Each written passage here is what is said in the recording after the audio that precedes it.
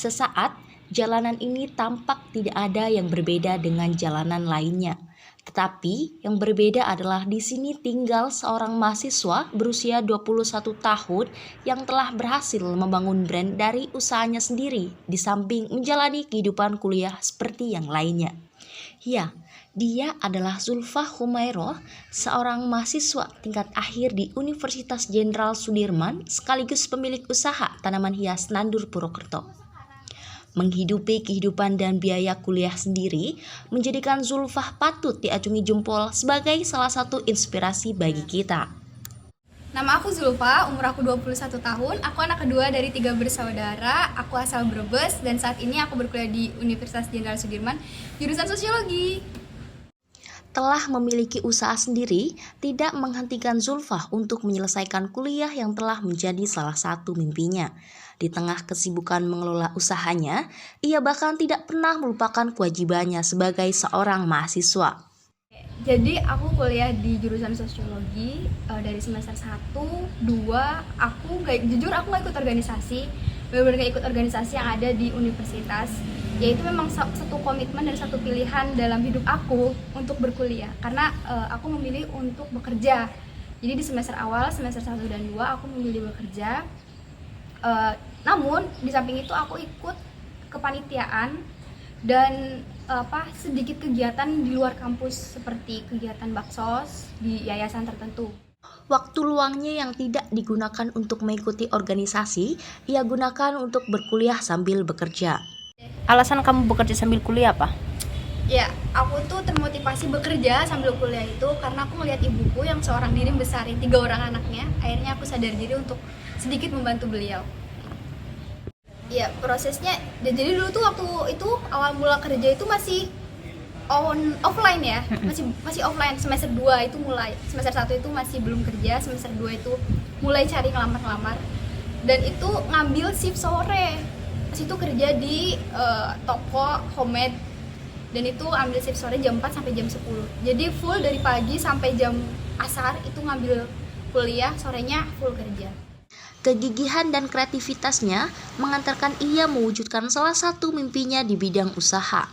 Ya, Nandur Purwokerto merupakan nama yang dipilih untuk sebuah brand yang ia bangun dari nol. Tidak semudah itu, banyak hal yang dilalui Zulfa sampai pada akhirnya ia dapat mengembangkan bisnis tersebut.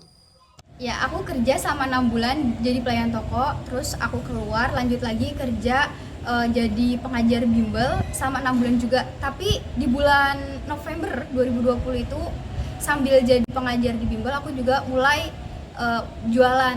Nah, dari situ setelah berhenti jadi pengajar bimbel, aku memutuskan untuk jadi penjual. Akhirnya aku milih untuk jualan tanaman.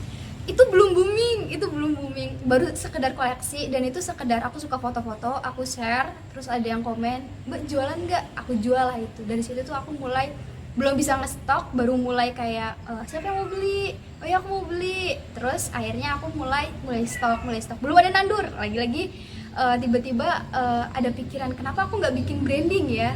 Karena dari sejauh yang aku tahu ternyata yang namanya branding itu penting dalam sebuah usaha. Akhirnya hadirlah Nandur.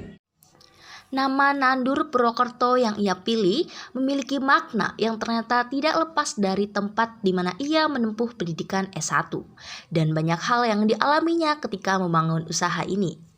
Kenapa sih Zul namanya harus Nandur Purwokerto? Ya, jadi sebenarnya konsep nandur itu kan berasal dari kata bahasa Jawa ya. Nandur itu artinya kan tanam. Nah, aku tuh berharap dari kata nandur itu tanam, terus tumbuh dan berkembang. Jadi harapannya dari hal yang kecil, dari sekedar tanam itu jadi berkembang dan bermanfaat buat masyarakat. Kalau asal Purwokerto itu cuman karena aku memulai ini di Purwokerto. Jadi sebagai pengingat aja bahwa aku pernah memulai satu usaha itu di Purwokerto. Sebenarnya kalau jualannya itu udah dari awal tahun 2020, tapi baru kepikiran branding Nandur Purwokerto itu di November 2020.